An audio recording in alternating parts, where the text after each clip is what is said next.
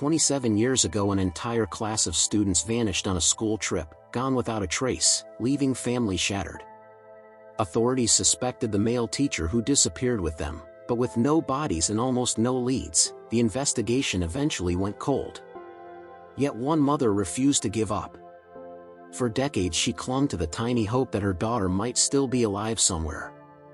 Then, while sorting through old photos, she noticed a crucial detail everyone else had missed, a single clue that would upend the case and stun everyone involved in ways no one expected.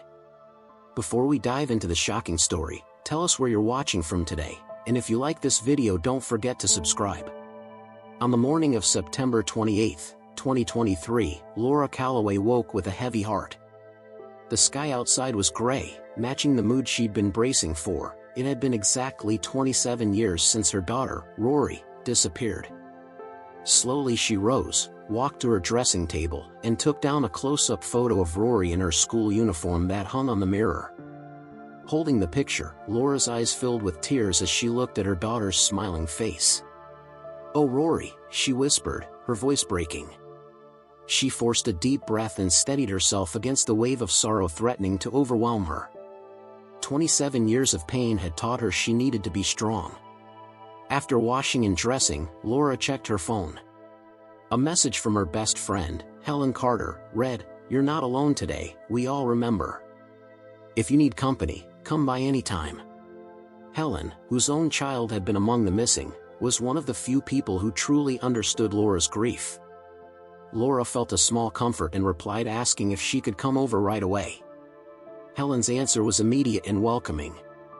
Before leaving, Laura packed a small offering, a few packets of Earl Grey lavender tea and a jar of cookies. She couldn't bear to arrive empty-handed, even after so many years. As she walked the short route to Helen's house, she reflected on the loneliness since losing her husband. Helen had been a steady presence through the darkest stretches. The neighborhood looked much the same as it had 27 years earlier, a sharp contrast to how much Laura's life had changed. When she reached Helen's, the front door stood open. Helen greeted her with a knowing smile and wrapped her in a warm hug. "Come in," she said softly, guiding Laura inside.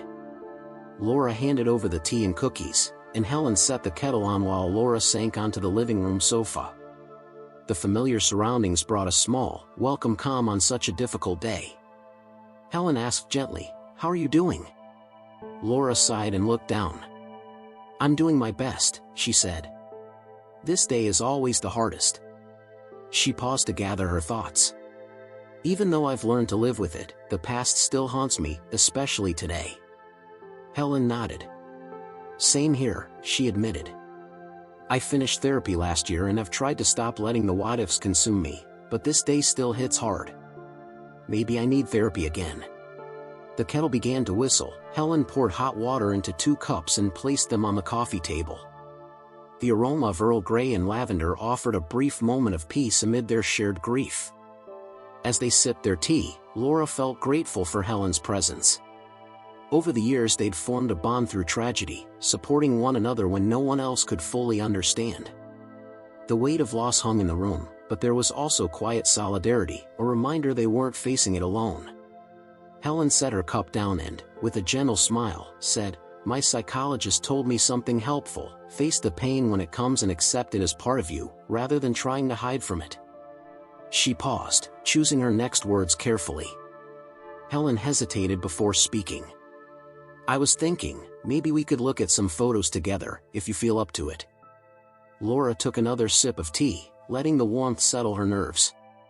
After a moment, she nodded. "I think that might help," she said quietly. Helen stood and walked to the TV cabinet, pulling out a photo album. She returned to the sofa, sitting close to Laura and placing the album between them. As they flipped through the pages, memories resurfaced, moments from happier times, first days of school, birthday celebrations, and weekend outings. Laura and Helen shared stories, their voices blending laughter with quiet sadness. "Do you remember when Rory and Sally first started at that school?"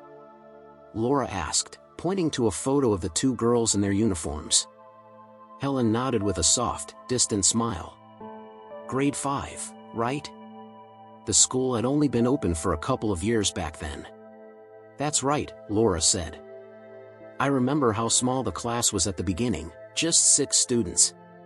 But by the end of the year it had grown to 15. The school really worked hard to attract parents, Helen added. All those discounts and promotions. They turned more pages until Laura stopped at a picture she didn't recognize. It showed Rory, Sally, and several classmates working on a science project during the school fair. The children looked excited and focused, unaware of the tragedy that would later strike. This picture, it's beautiful, Laura whispered. Where did you get it? Helen glanced at the photo. The police gave it to me a few months ago. After the case went cold, they allowed parents to collect copies of the evidence materials. I went in and requested everything. Laura blinked in surprise. I didn't know we were allowed to do that. I would have asked for copies too. Helen gave a bittersweet smile. Honestly, it might be better that you didn't. Having all this evidence hasn't helped me move forward. That's part of why I needed therapy. I spent so many nights going through those files looking for anything, any detail that might give us answers. As they continued, Laura found another unfamiliar image, a class photo taken in front of a yellow school bus, the same bus that had taken the children on their final trip. She studied each face carefully. Then something made her heart skip. Helen, she said, her voice confused but almost hopeful. Why is Principal Lillian Brooks in this picture? I thought Mr. Gregory took the class that day, along with one support staff member. Helen leaned in, squinting at the photo. I'm not entirely sure, she admitted. I remember some parents mentioning that the staff member was actually the principal, but I never really followed up. Laura felt unsettled. For years, she believed only the classroom teacher and an assistant had gone on that trip. Seeing the principal there raised questions she'd never considered. She opened her mouth to speak, but Helen gently placed a hand on her arm. Laura. I know that look. We've been here before, thinking we've found something important dozens of times. It never helps us to hold on to false hope. Laura wanted to push back, convinced this detail mattered, but she saw the worry in Helen's expression. She took a slow breath, trying to steady herself. You're right, she said eventually, though the doubt still lingered. It's probably nothing. Helen gave her a kind smile and looked back at the album. Look, she said, pointing to the bus in the background, this was most likely taken before the trip, on school grounds. That would explain why the principal was there. Laura nodded, though she wasn't fully convinced. She glanced at the clock and realized nearly an hour had passed. Helen, I should get going, she said, standing. I want to visit Rory's grave, bring flowers, and tidy things up. I do it every year. Helen nodded. Of course. Do you want some company? Sally's grave is nearby. Laura appreciated the offer but noticed a hint of hesitation. That's kind of you, but I know you prefer to go with Matthew later. I'll be fine. As she gathered her things, she paused. Would it be all right if I took that photo? The one with the bus? Helen hesitated briefly, then nodded. Of course. But Laura, please promise you won't let this take over your thoughts again. We can't go through that cycle once more. Laura assured her she would be cautious. But as she left Helen's house and walked toward the bus stop, she couldn't ignore the feeling that she had uncovered something important. The image of Principal Lillian Brooks standing with the children before the trip stayed fixed in her mind, a detail that didn't match the story she had been told for nearly 3 decades. Waiting for the bus that would take her into town to buy flowers from her favorite florist, Laura felt torn, caught between acceptance and the faint possibility that there was more to the story than she had ever known. Between wanting answers and fearing the return of old pain, Laura felt the sky above grow darker, threatening rain, mirroring the emotions building inside her. She quietly hoped the weather would hold long enough for her to visit the cemetery and honor her daughter in peace. As the bus moved through familiar streets toward the town center, Laura sat quietly, the photo still in her hands. She couldn't look away from the image of Rory and her classmates, captured on the day everything changed. The longer she studied it, the more questions surfaced. Helen's warning about false hope echoed in her mind, yet Laura couldn't ignore the sense that something didn't add up. Why had some parents insisted the principal went on the trip, while she had always been told it was only the teacher and one support staff member? She had always been an active parent, attending every meeting, school event, and even the hearings when the families pursued justice. How could she have missed something so important? Unsure but determined, Laura reached for her phone. She still had the officer's personal number saved, though she doubted he would remember her or be willing to help after so many years. The thought made her tense, but she pressed the call button anyway. The bus, nearly empty, hummed softly as she listened to the ringing. The first call went unanswered. She tried again, still no response except the start of a voicemail greeting. Her hand hovered over the screen. What could she say? "Hi, after all these years, I need your help." It sounded awkward and desperate. She ended the call without leaving a message and slipped her phone back into her purse. The bus slowed at another stop, and when Laura glanced outside, she felt a jolt of recognition.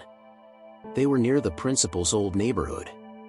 Seeing it again sent an unexpected shiver through her, stirring memories she thought she'd long pushed aside. Before she could second-guess herself, she stood and pressed the stop button. The driver paused for her, and she stepped off, apologizing as she exited. Standing on the sidewalk, she immediately questioned her decision. She didn't know if the principal still lived there, or even if she remembered the exact house. She checked the bus timetable, 20 minutes until the next bus. "Well," she murmured, "I might as well try." She walked slowly along the street, searching for anything familiar. The neighborhood had changed over the decades, some homes looked new, others worn. After a few minutes, she stopped in front of a house that sparked a faint memory. The garden was neatly kept, with trimmed hedges and colorful flowers. A car sat in the driveway, though she had no way of knowing who it belonged to. Laura hesitated. She had barely spoken to Principal Brooks outside of brief interactions, the day of the disappearance when condolences were offered, the protest outside this house years ago, and a short exchange at the police station. Despite living nearby, they had never really talked. Still, she climbed the porch steps and knocked. Her heart pounded as she waited. No one answered. Just as she turned to leave, embarrassed by her sudden impulse, she noticed two women walking toward the house. One was younger, around her mid-30s, while the other was older, closer to Laura's age. As they approached the walkway, the older woman's face became clear.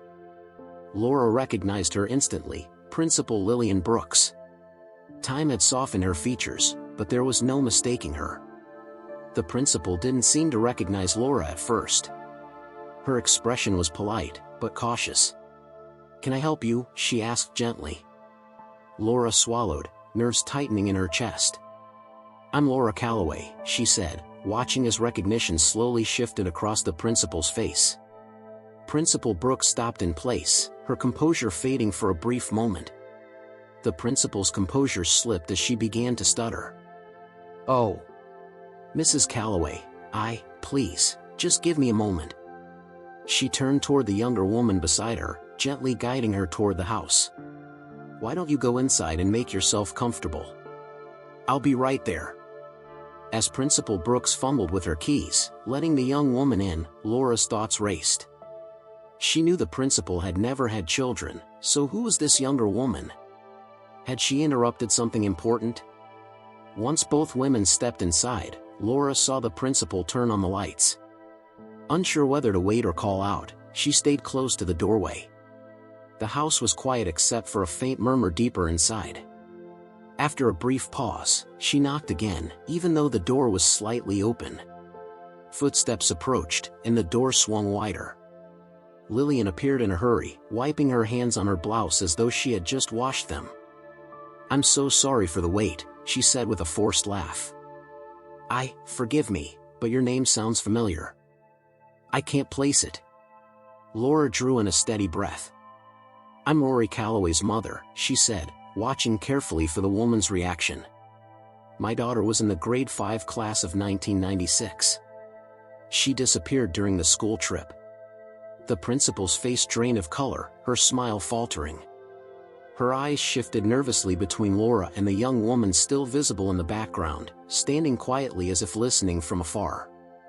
Clearing her throat, Principal Brooks tried to compose herself. "Mrs. Calloway. I'm no longer the school principal. I retired early some years ago. May I ask why you're here?" Laura paused, then chose to be direct. "I have a question about the day of the school trip. I apologize for coming without notice. I was nearby when I remembered something." She kept her tone calm despite the tension building inside. "I won't take long, I promise." The principal glanced back at the woman inside, then returned her attention to Laura. "All right," she said reluctantly. "But I can't stay long. I have a guest waiting." Laura nodded. She reached into her purse, taking out the class photo. She held it up. "This picture," she began. "Was it taken at the school or during the trip?" Principal Brooks narrowed her eyes, studying the image. For a moment she seemed unsure, her brow tightening. "I think it was during." She stopped and corrected herself quickly. "No, it was taken in the school parking lot." Laura felt her heart lift slightly at the hesitation. She continued. "Were you on the trip that day?" The principal's eyes widened briefly before she shook her head. "No. I stayed at the school. Mr. Gregory and a staff member from administration went. I was supposed to go, but something important came up at the last minute, so the admin stepped in." Laura nodded slowly. It matched what she had always been told, but something still didn't feel right. She decided to ask one final question. "My last question. Did you notice anything unusual about Mr. Gregory that day? Anything at all?" At this, the principal's tone shifted. Irritation crept in. "No, Mrs. Calloway. I've given these statements to the police countless times. I never imagined Mr. Gregory would be capable of anything like this." Her expression softened slightly. "And I would prefer not to revisit it anymore. It was devastating for me as well, and I've made my peace with it. I don't want to reopen old wounds." Guilt tightened in Laura's chest. She hadn't wanted to cause more pain. "I'm sorry," she said quietly. "I understand. It's just, I still can't accept that my daughter vanished without a trace." To her surprise, tears blurred her vision. "I don't even know what I hoped to find today. Maybe I just wanted an answer after all this time." She dabbed her eyes with a tissue, and when her sight cleared, she noticed the younger woman still observing them from inside, curious, perhaps concerned. Principal Brooks's expression softened further. "I understand your grief, Mrs. Calloway. It's one of the reasons I retired early. As long as I stayed at that school, I couldn't move past what happened." She hesitated, then stepped forward to give Laura a brief embrace. "I know today marks 27 years.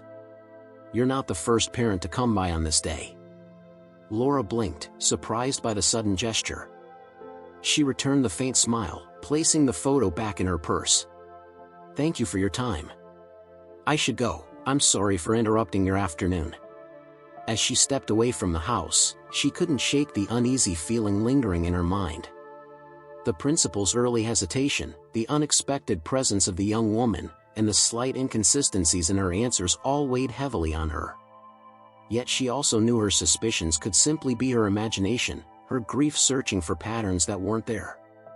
Helen had been right, she couldn't let herself fall back into unfounded hope. Walking toward the bus stop, Laura's thoughts churned, caught between lingering questions and the reminder not to lose herself to them again. The rain that had been threatening all day finally began to fall, matching her somber mood. As Laura reached the shelter of the bus stop, she pulled out her phone and stared at it, debating whether she should contact the officer assigned to the case again. Before she could decide, the bus arrived. She stepped inside and took a seat by the window. As it pulled away from the curb, she held the photo tightly against her chest. The rain continued in a steady rhythm on the pavement outside, though the wind had eased. Sitting quietly, her mind spun with thoughts and questions. Her meeting with Principal Brooks had left her with more uncertainty, and she couldn't shake the feeling that something wasn't right. the bus made its way through the wet streets. With a sigh, she checked her phone again, hoping for a message, a missed call, anything. But the screen was still blank. No response from the officer. Laura's stop appeared, and she stepped off into a light drizzle. The florist shop was only a short walk away, its colorful flowers standing out against the gray day. As she approached, she paused under the awning of a nearby storefront, hoping the rain would ease. While she waited, she debated calling again. Would it even help? After her talk with the principal, she doubted she would get any new information. The officer would likely repeat what she already knew. With a quiet sigh, she slipped the phone back into her bag. Maybe Helen was right, maybe she was reopening old wounds for no real reason. But no matter how she tried to push it away, she couldn't ignore the image of the young woman in Principal Brooks's home or the principal's uneasy behavior. Something about it continued to bother her. Deciding she had waited long enough, Laura took a deep breath and dashed toward the florist shop, holding her purse above her head as a makeshift umbrella. The cold rain soaked through her clothes, but she barely noticed. She just needed to cross the street. A little water didn't matter. Reaching the entrance, she opened the door, and the soft chime of the bell signaled her arrival. The shift from the cold rain to the warm, fragrant air inside was immediate. The scent of fresh flowers surrounded her, a gentle mix of roses and greenery. Mrs. Calloway, the florist, greeted her, recognizing her at once. "I wondered if you'd come today." Laura offered a small smile. "Hello, Sarah." "Yes, I'm here for my usual order." As Sarah began gathering the flowers Laura typically chose for Rory's grave, Laura glanced around the shop. The selection seemed smaller than in past years, and she felt a slight disappointment. Noticing her look, Sarah spoke gently. "I'm sorry. We don't have as much variety this year. The weather's been unpredictable, and it's affected our suppliers." Laura nodded. "It's all right. I'm sure we can still make something lovely for Rory." While Sarah worked, the bell above the door chimed again. Laura turned to see Helen and her husband Matthew walk in. Their eyes met, and Laura saw surprise, followed by concern, on Helen's face. "Laura," Helen said as she approached, "I thought you'd visit the florist earlier. Is everything okay?" Laura hesitated, unsure how much to share about her unexpected visit to Principal Brooks's home. "I got a little sidetracked," she said eventually. "But it's good to see both of you." Matthew shook her hand warmly. "Good to see you too, Laura. How are you holding up?" Before she could answer, Sarah returned with an armful of flowers. "Here you are, Mrs. Calloway. Would you like to arrange them yourself, like always?" Laura nodded, grateful for the distraction. "Yes, thank you. I'll take care of it." As she began arranging the flowers, choosing each stem and placing it carefully, Helen and Matthew selected their own bouquet for Sally's grave. The shop stayed quiet, aside from the soft rustling of paper and their low conversation. Laura's hands moved almost automatically as she worked, allowing her thoughts to drift back to Principal Brooks. Should she tell Helen about the visit? Would her friend understand her concerns, or think she was stretching things again? Finishing the bouquet with a ribbon, Laura glanced up to find Helen watching her with affection and worry. "It's beautiful, Laura," Helen said softly. "Rory would have loved it." Laura felt her eyes sting at the mention of her daughter's name. "Thank you," she whispered. "I hope so." Together, the three made their way to the counter to pay. As Sarah wrapped Helen's bouquet, Laura found herself studying her friend's expression. There was a familiar sadness there, the weight of grief she knew all too well. But beneath it was a quiet acceptance she wished she could feel herself. Then Helen spoke, her voice low. "Laura, there's something." Laura hesitated before speaking. "I need to tell you what happened today." Helen turned toward her, curiosity and concern mixing in her expression. "What is it, Laura?" Laura took a deep breath, steadying herself.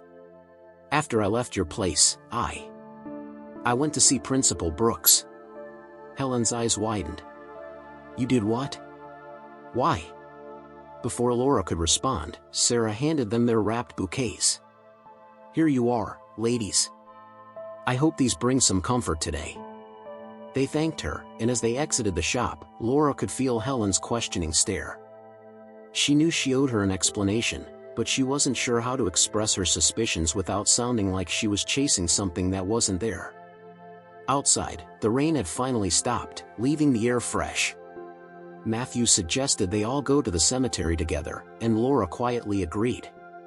As they walked toward his car, she knew she needed to share what she had discovered, or what she believed she had discovered, but holding the bouquet in her hands made her wonder if she was ready to face what opening old wounds might lead to. Inside the car, an uncomfortable silence settled. Helen turned in her seat to face her, concern mixed with curiosity. "Laura," she said gently, "why did you go to see Principal Brooks? What were you hoping to find?" Laura took another deep breath, gripping the flowers in her lap. She needed to be careful. "I couldn't shake the feeling that something wasn't right about that class photo. The one with the school bus." Helen frowned. "The one we looked at earlier?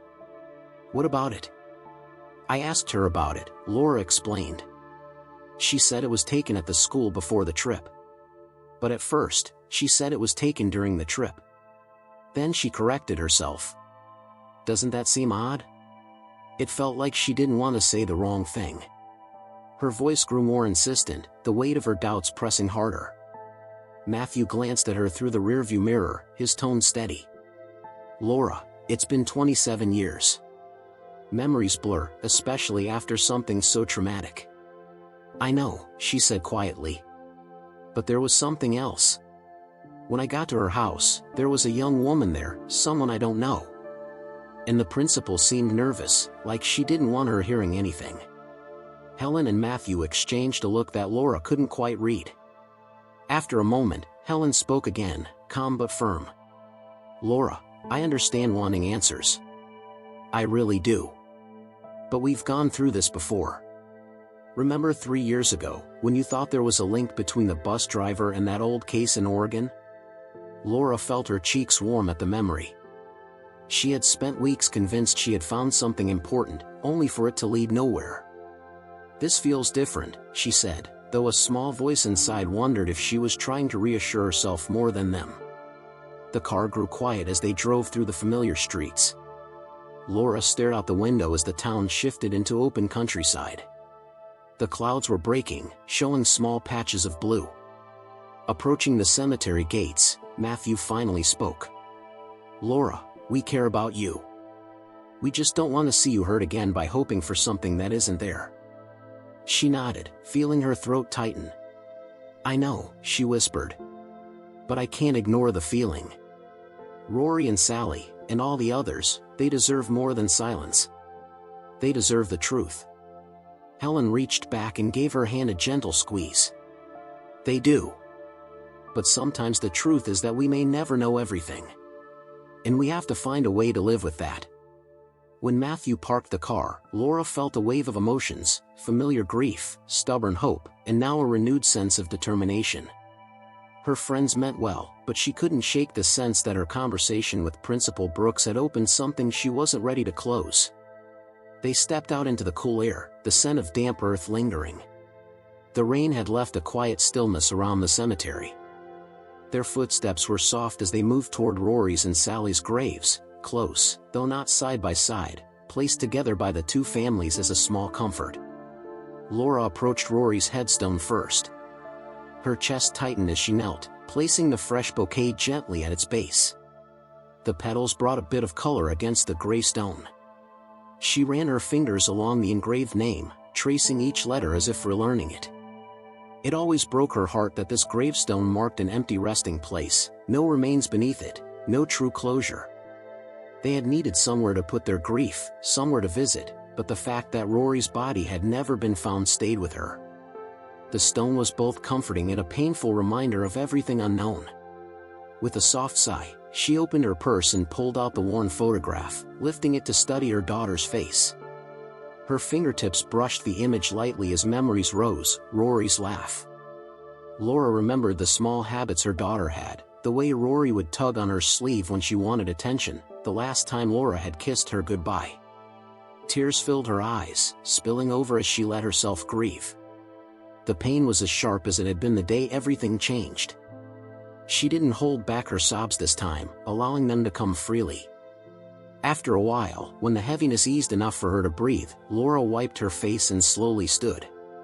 She glanced toward Helen and Matthew, who were at Sally's grave a short distance away, both lost in their own quiet mourning. Laura inhaled deeply and took a step toward them. But before she could reach Helen, something caught her attention. Laura froze. In the distance, near the section where most of the children from the school were buried, she saw a familiar silhouette. It was the young woman from Principal Brooks's house. She wasn't just walking by, she was standing still, looking down at a headstone, her hands folded as if in silent reflection. Laura's pulse quickened. Was this simply coincidence, or was there something more? Pushing aside her grief for the moment, she watched the woman. She stood within the area where many of the missing children had been laid to rest. Families had chosen this cemetery because it was the only proper burial ground close to the neighborhood. Laura's heart thudded faster. Without thinking, she quietly touched Helen's arm. "I'll be right back," she whispered. Before either Helen or Matthew could respond, she was already walking purposefully toward the young woman. As she approached, she saw the woman was crying, her shoulders trembling as she faced one of the graves. "Excuse me," Laura said softly, careful not to startle her. The woman turned, surprise and a flicker of fear crossing her face as she recognized Laura. She quickly wiped her tears, trying to compose herself. "We meet again," Laura said gently, keeping her tone steady. "I think I saw you at Principal Lillian's house earlier." The woman lowered her eyes, shifting uneasily. She looked as if she wanted to step back, as if Laura's presence made her feel exposed. "I'm sorry," Laura added quickly. "I don't mean to intrude." The woman exhaled slowly, then shook her head. "It's all right," she whispered. "I come here every year on this day, to grieve." Laura nodded. "So do I. I usually visit early, but today I was late." She glanced at her watch, 4 p.m. A quiet pause settled between them, filled with thoughts neither of them voiced. Then Laura asked gently, "Who are you grieving for? Were you related to one of the students who disappeared 27 years ago?" The woman hesitated. Her lips parted slightly, then pressed together again. She seemed to weigh her answer before giving a slow, hesitant nod. Sensing her discomfort, Laura didn't push further. But as she glanced toward the headstone, she noticed a small framed photograph set beside it. The picture was faded, pressed behind worn glass, yet Laura could still make out the outline of a young girl's face. The woman followed her gaze and, as if realizing what Laura had noticed, quickly bent down and picked up the photograph, holding it tightly to her chest. "I'm sorry," Laura said softly. "I didn't mean to intrude." She met the woman's eyes, her expression full of understanding. "You must have loved and missed your sister a great deal. I know that feeling." Laura stepped back, not wanting to add to her distress. But just as she turned to leave, the woman spoke up, her voice uncertain but steady. "Wait." Laura stopped and looked back. "Why did you go to Principal Lillian's house earlier?" the woman asked. The question took Laura by surprise. She turned fully toward her. The woman's eyes held more than simple curiosity. There was caution, maybe even concern. "I was asking about the day of the school trip," Laura admitted. "I wanted to know whether she was there when the students left or if she went with them." She reached into her purse and pulled out the slightly wrinkled photograph Helen had shown her. Holding it out, she continued, "My friend Helen, over there, showed me this photo earlier." She gestured toward Helen and Matthew, who still stood by Sally's grave. "I'd never seen this picture before, and it confused me. I didn't remember Principal Lillian being there that day." The woman studied the photograph, her fingers tightening around her own framed picture. "Principal Lillian said this photo was taken in the school parking lot before the trip," Laura continued quietly, but she trailed off, unsure how to finish the sentence. The woman kept staring at the school photo. Her expression shifted slightly as she focused on the faces of the children. A small laugh escaped her, a soft sound touched with sadness. Then, as her eyes settled on one particular face, tears rolled down her cheeks. In a quiet, emotional whisper, she said, "Rory was such an ass." Her tone held no bitterness. Instead, it carried a tender, bittersweet fondness that pulled at Laura's heart. Laura's ears perked up at her daughter's name. "Did you know Rory?" she asked, startled. She asked, unable to hide the urgency in her voice. The woman appeared startled, as if she hadn't expected anyone to hear her. She returned the class photo to Laura, her hands shaking slightly. "I'm Rory's mother," Laura said, her tone steady despite the storm of emotions rising inside her. "Do you know anything about her?" The woman froze, her posture shifting into something guarded, as though Laura had suddenly cornered her. Confusion swept through Laura as she noticed the woman's gaze drop to the framed photo she held tightly against her chest. The resemblance between her and the girl in the picture was unmistakable, sending a chill through Laura. "Who are you?" Laura asked slowly, keeping her voice calm. "Are you this girl?" She pointed at the photograph, her heart racing. The woman's reaction was immediate and forceful. "No," she shouted, but the fear in her tone suggested otherwise, like she was hiding something deeper. "It's okay," Laura replied gently, moving a little closer. "You don't need to be afraid. Are you one of the survivors?" "This girl?" But the woman shook her head quickly, panic flickering in her eyes. The speed of her denial only strengthened Laura's suspicion. It didn't feel like the truth. "I think you're mistaken." "That's not me," the woman insisted, though the conflict in her expression told a different story. "No," Laura said, her voice firm but sympathetic. "You know it is you. It's completely you." The woman's shoulders slumped, the fight leaving her. "You don't want to know who I am," she whispered, her voice barely audible.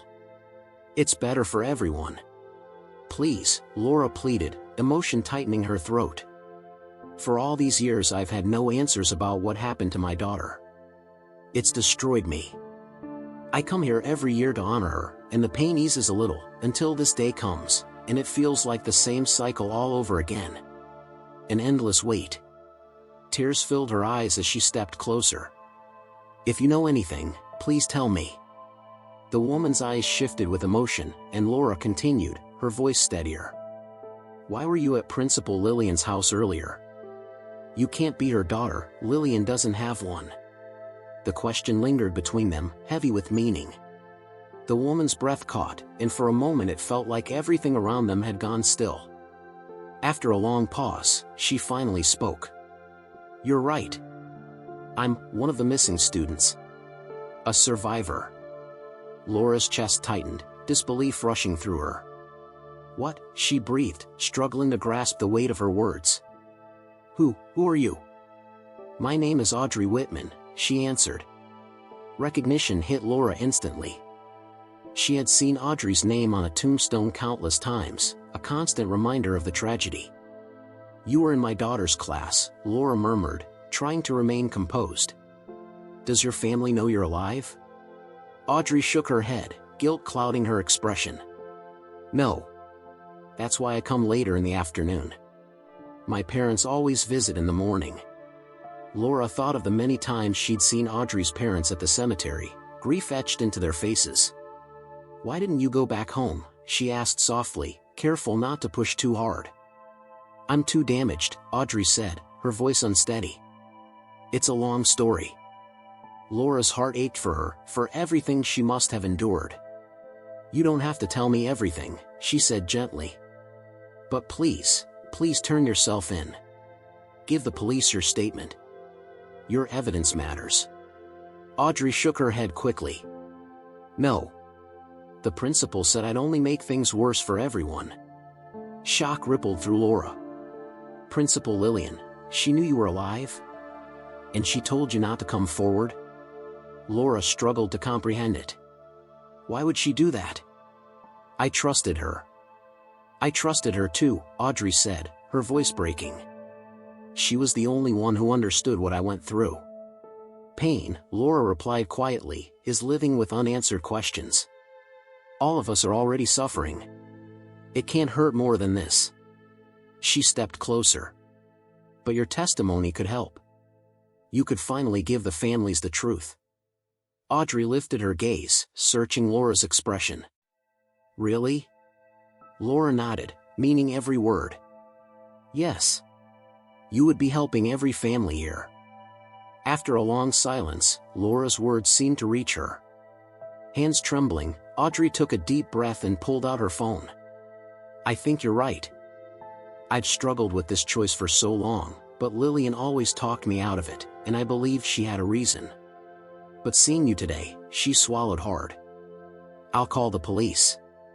As they waited for an officer to arrive, Laura's thoughts raced. Her voice trembled as she asked, Audrey, do you know where my daughter Rory is? Audrey's expression shifted, sadness clouding her eyes. She nodded slowly, her face heavy with sorrow. What do you mean? Laura pressed, her heart pounding. Where is she? Just then, Helen and Matthew approached, searching for Laura. The tension grew as Audrey's fears spiked, realizing another grieving family was close by. What's going on? Helen asked, looking between her friend and the stranger. Who is this? Laura took a steadying breath, trying to calm her racing thoughts. Helen, Matthew, this is Audrey Whitman. She was on the bus that day. She's alive. Audrey opened her mouth to speak, but the distant sound of police sirens cut through the air.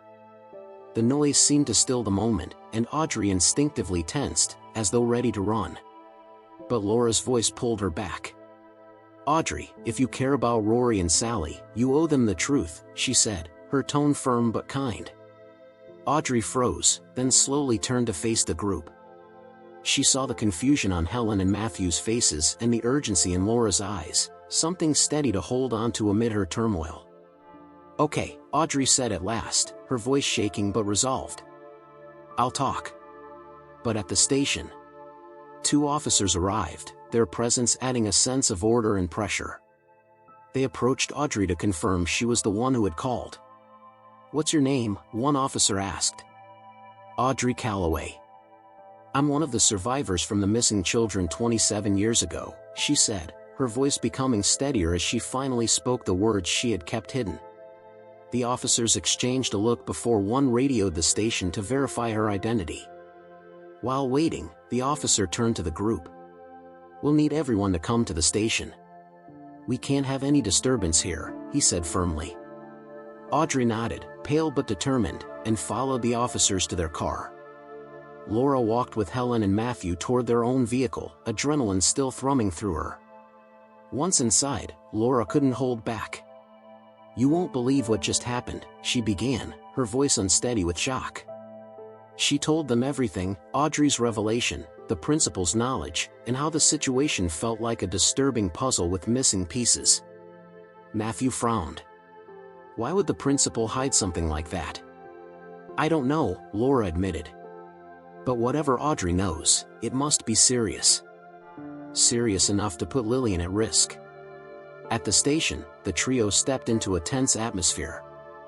Laura noticed Officer Jensen, the same one she had tried to contact earlier. He quickly approached them. I'm sorry I missed your call. I was working an urgent case, he explained. Laura felt urgency spike again. Officer, you need to take this seriously. Audrey has admitted she's a survivor. She's ready to talk. If that's true, we'll reopen the case, Officer Jensen said, his tone shifting to one of focus. He guided Audrey into an interview room while Laura, Helen, and Matthew waited anxiously outside. As the door shut, hope and fear mixed in Laura's chest. She could only pray Audrey would find the courage to share the truth that could finally bring closure to all the families. Not long after Audrey began her interview, activity surged through the station. Officers moved quickly, voices urgent as new orders came in. Laura, Helen, and Matthew overheard that a unit was being sent to Principal Lillian's home with an arrest warrant. A spark of hope flickered in Laura, and she exchanged glances with her friends. Audrey must have told them everything. The sharp wail of police sirens sounded again as the unit departed, intensifying the tension in the room. Less than an hour later, anticipation became reality as officers returned with a handcuffed Principal Lillian. She kept her head lowered, her posture showing the weight of the situation. "I'm sorry," she whispered when her eyes briefly met Laura's, Helen's, and Matthew's. But the officers urged her forward toward booking. Hours passed in silence as the three waited, each lost in their own thoughts. Then an officer entered the interview room. Laura leaned slightly forward, trying to catch pieces of the muffled discussion. She heard the officer mention that Lillian's statement was ready and that she had confessed everything. Soon after, the officer stepped out and motioned for Laura, Helen, and Matthew to join him. Their hearts pounded as they followed him into the room where Audrey sat, her expression showing both relief and worry. The atmosphere felt charged. "Principal Brooks has confessed," the officer began, his voice steady. "She organized the entire trip. She framed the teacher, Mr. Gregory, to take the blame. She was under serious financial pressure. She had debts she couldn't pay, and the loan sharks she owed turned out to be dangerous. They threatened her family." Laura felt her breath catch as the officer continued explaining that the trip. The officer continued, "The trip that was supposed to be for Big Bend Park was sabotaged. It appears Principal Brooks conspired with the kidnappers, which led to the driver's death. As you know, his body was never recovered during the initial investigation. After that, the teacher and all the children were abducted, taken across the border into Mexico, and trafficked into another country. They were forced into organ trafficking." Laura felt her heart drop as the officer paused, a grim expression settling on his face. "This may be difficult to hear, but you deserve the full truth. The female students were targeted for different types of exploitation by criminal groups in Mexico. The male students," he hesitated, swallowing hard. "They were sold overseas for child labor." The weight of his words filled the room, thick and suffocating. Laura's stomach twisted as the reality sank in. She glanced at Helen and Matthew, both stunned into silence, their faces pale as the horrifying details settled in. Audrey, who had been sitting quietly with her eyes lowered, finally spoke. "I was the only one who made it out alive," she whispered, her voice shaking. 12 years ago, I escaped from the man who bought me and forced me into exploitation. Even after getting away, I was too traumatized to face my parents." Her gaze drifted toward Laura and Matthew, a mixture of shame and pain written across her features. "That's when I somehow reconnected with Principal Brooks. She helped me start over, paid for my apartment, covered my expenses, but in return, I wasn't allowed to tell anyone the truth. She said it would only deepen the family's suffering." Laura felt her chest tighten as she processed Audrey's words. It was impossible to understand the level of emotional control that had kept the young woman silent for so many years. "What about the other children? Did anyone else survive?" "My Rory?" Laura asked, desperation creeping into her voice. Audrey shook her head, her tone barely audible. "I don't know about the others. We were separated. But I remember Rory and Sally didn't survive." Laura's breath caught. "Rory," Audrey continued softly. "She died on the day of the kidnapping from an overdose they gave her. Sally was next. They didn't get the dosage right for her either." At those words, Laura and Helen broke down, grief overwhelming them. The pain they had held inside for years resurfaced all at once. Audrey felt guilt rise within her as she watched them. "I'm so sorry," she whispered. "This is what I was afraid of. Principal Lillian said this would only make everything worse." But Laura, wiping her tears, shook her head firmly. "You did the right thing, Audrey. This hurts, but now we finally have answers. We can begin to heal." The officer, who had been listening carefully, spoke. "With this new information, we can reopen the case. And with your testimony, Audrey, we may be able to locate some of the other students." Laura's heart raced. "What happens now?" she asked quietly. "We're reopening the case immediately," the officer replied. "Charges are being filed against Lillian Brooks. we've already contacted authorities in Mexico to act on the new leads. As for you, Audrey, we understand the trauma you've endured. You won't be held responsible for staying silent. However, we're placing you in witness protection. Once this investigation begins, the trafficking ring may try to find you." The officer's expression softened as he looked at Laura, Helen, and Matthew. "I know how hard this must be, to have hope return after so many years, only to—" He stopped, unable to finish. Laura nodded, tears forming again. "At least now we know," she replied gently. "After all this time, we finally know what happened to our children. The other families deserve to know as well," Helen added quietly. The police assured them that they would notify the families now that the case had officially reopened. When the group prepared to leave, Audrey stepped out of the interview room. She looked exhausted, her face pale, but there was a hint of relief in her expression, as though an immense burden had lifted. "Thank you," she said to Laura, her voice thick with emotion. "For believing me. For helping me come forward." Laura embraced her gently, feeling a deep connection to this young woman who had survived what no child ever should. "Thank you for telling the truth," she whispered. "You've given us a chance at closure." As Laura, Helen, and Matthew stepped outside into the fading light, Laura felt a complex blend of emotions. There was sorrow, a renewed grief for the daughter she had lost, but there was also a sense of peace, as though a door that had been left open for decades had finally begun to close. She looked at Helen and Matthew and saw the same mixture in their eyes. For 27 years, they had lived with unanswered questions. The truth, though painful, was still a relief. "What now?" Helen asked quietly, standing in the parking lot. Laura took a deep breath, glancing up at the emerging stars. "Now," she said, steady and clear, "we honor our children by making sure justice is done. And we help Audrey build the life she was denied." As they made their way home, Laura sensed something shift within herself. The grief remained, it always would, but beside it now was determination. A resolve to see the case through. To support Audrey. To make sure every truth came to light. For Rory. For Sally. For every child lost that day. And for Audrey, who survived against all odds. For the first time in 27 years, Laura felt she was stepping onto the path that might finally lead to answers, and perhaps, in time, a measure of peace she once thought impossible.